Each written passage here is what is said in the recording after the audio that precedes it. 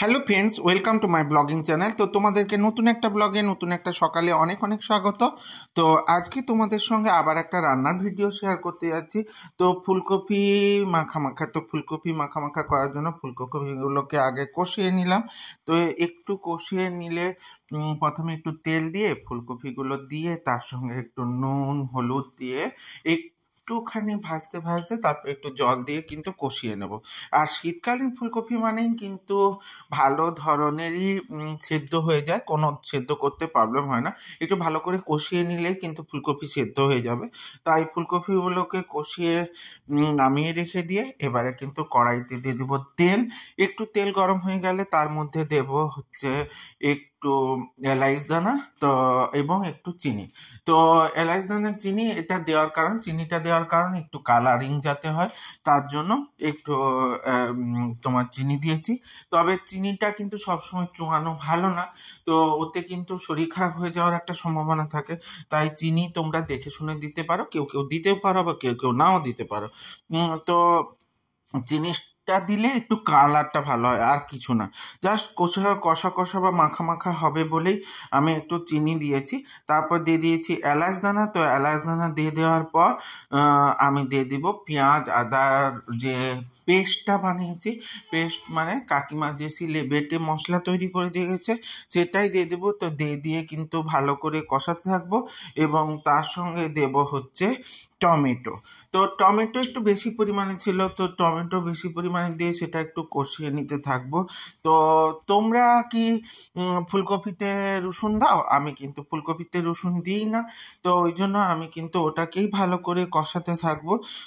তো তার জন্য একটু টমেটোর পরিমাণে বেশি দিলাম যাতে একটু টক টক হয়, টক মিষ্টি ঝাল এরকম টাইপের খেতে হয়। তো তোমাদের কেমন কি বানাও একটু জানিয়ে দিও তো অবশ্যই। আর তোমরা কীরকম ফুলকপি রান্না করে একটু বলে দিও। আমার কিন্তু ফুলকপি এই মাখা রান্নাটা বেশ ভালোই লাগে। তো তোমাদের কেমন লাগে আমি জানি না।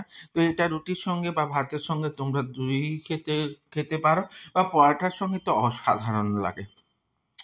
তো এরপরে ভালো করে কষাতে থাকবো, হালকা হালকা আঁচে একটু কষালেই দেখবে মশলাগুলোও ভাজা হয়ে যাবে, সঙ্গে টমেটোটাও গলে যাবে।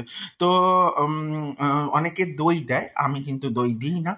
আর একটু তার সঙ্গে দেব হচ্ছে ধনেপাতা বাটা। তো ধনেপাতা বাটা, এটা ধনেপাতা লাস্টেও দিতে পারো। তো ধনেপাতা বাটা দিলে একটু ফ্লেভার আসবে। যারা ধনেপাতা খেতে পছন্দ করো না তারা দেবে না, আর যারা দই দেবে তো দই আর ধনেপাতা একসঙ্গে বেটেও দিয়ে দিতে পারো। এরপরে দিলাম নুন, লঙ্কা গুঁড়ি এবং তার সঙ্গে দেব হলুদ এবং জিরে গুঁড়ি। তো জিরে গুঁড়িটাও অপশনাল, যার মনে হবে দেবে, যার মনে হবে দেবে না। তো আমি একটু জিরে দিই কারণ আমার একটু ভালোই লাগে এইসব মানে রান্নার ক্ষেত্রে একটু জিরে দিলে ভালো লাগে। আর আমি কিন্তু একটু স্পাইসি ধরনের রান্নাগুলোই পছন্দ করি এবং একটু ঝাল ঝাল, তাই একটু লঙ্কার পরিমাণটাও বেশি দিলাম। এরপরে ভালো করে কষাতে থাকবো। তোমরা এই সময় জল ঢেলে দিতে পারো যদি কম করে কষাও। আমি যেহেতু কষা রান্না করব বা মাখা রান্না করব, তাই একটু ভালো করে কিন্তু কষিয়ে নেব। এরপরে হালকা হালকা জল দেবো এবং একটু কষাতে থাকবো, একটু জল দেবো, একটু কষাতে থাকবো। এইভাবেই রেডি করতে থাকবো। তো তোমরা আমার এই ব্লগগুলো বা এই রান্নার ভিডিওগুলো কেমন লাগছে বলো। তো অনেকেই আমাকে প্রচুর পরিমাণে ভালোবাসা দিচ্ছ। তো যাদের যেমনই লাগুক তোমরা কিন্তু অবশ্যই জানাতে ভুলে যেও না, কারণ তোমাদের বলাগুলোই আমার ক্ষেত্রে কিন্তু একটু প্রেরণা বা স্পিরিট জাগায়। তো অবশ্যই তোমাদের কিন্তু আমি কমেন্টগুলো চাই। তো কমেন্ট করে জানাবে যে কেমন কি লাগছে। এবং এই দেখো ধনেপাতা বাটাটাকেও আমি দিয়ে দিলাম। ধনেপাতা বাটাটা যদি বা আগের দিনে ছিল তাই একটু ফ্রিজের মধ্যে শুকিয়ে গেছিলো, তাই একটু জল দিয়ে দিলাম।